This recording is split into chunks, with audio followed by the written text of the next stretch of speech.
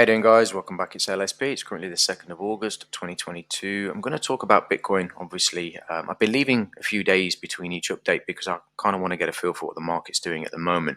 Before I get into the analysis on Bitcoin, in the sort of general market, broader markets, I want to emphasize something because, as I do these videos, it's very easy, to kind of take things at face value and just say, well, you said this and, it kind of never happened. But I think if you really pay attention to what I'm saying, the main sort of thing that I want to get across is confirmation, and people, I guess, who are unfamiliar with the way that time works in the sense of time frames forget that I'm using higher time frames like the weekly chart, the monthly chart, 4-hour chart, and so on, and the daily chart, obviously.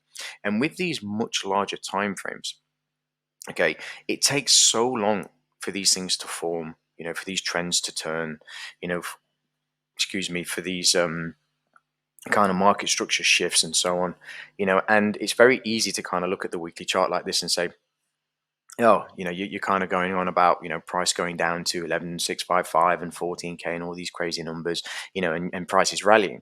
Yeah, because, price is rallying in a downtrend, it did exactly the same thing here. And look how long this took to form before the next leg down.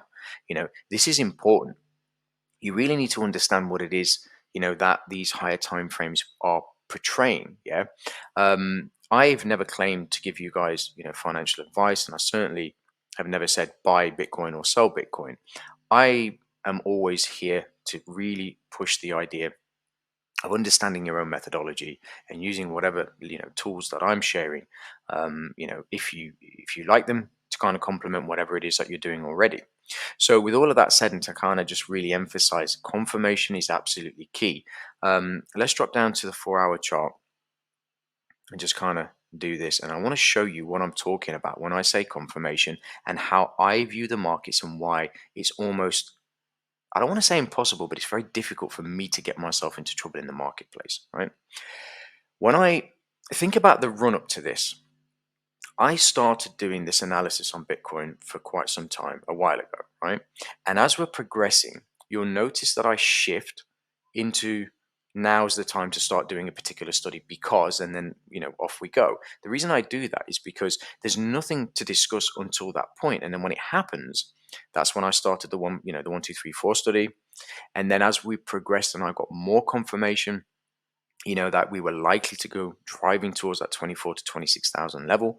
I added number 5 because it was clear at that point that number 5 was going to be traded to. Now, this in no way changes the bearish sentiment of the markets. It in no way changes, the underlying bearish tone that the market is currently going through, the challenges that global markets are facing, the challenges of inflation, the challenges of what's happening with governments around the world. All of this is still in play. Prices are going through the roof: gas prices, electricity prices, petrol prices, and this is not going to change overnight. So it's very unlikely. I mean, the cryptocurrency market right now is at the highest leverage it's ever been. This is very dangerous, and it's very easy to kind of get suckered into a little bit of a rally, and you think, wow, this is amazing. But really, we're still going sideways. Yeah.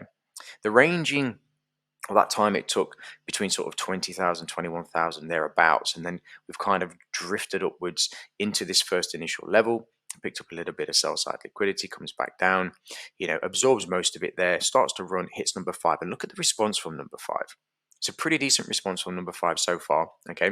And going forward, again, very important, with the emphasis on this bearish tone, I am not changing my mind. Everything that I'm seeing is telling me, right, that price is going to go lower. Right? And until I see something otherwise, i.e. confirmation, there's nothing for me to discuss or talk about in the sense of my own personal methodology and what I'm looking to do. I still want to see BNB down at 148, and even though it's front running and running a little bit, I still feel that that's where it's going to end up going eventually. Could I be wrong? Of course. Are you supposed to be listening to me? Absolutely not. You're supposed to be, well, I say supposed to be, I said that wrong. I would hope that people would like to, look at what I'm talking about and try to apply some of the things, in terms of the psychological side of things, confirmation and being patient, right? So going forward, I think we just continue to watch the markets. Let's see what this next kind of move does. And I'll have another update for you guys very, very soon. Take care, guys.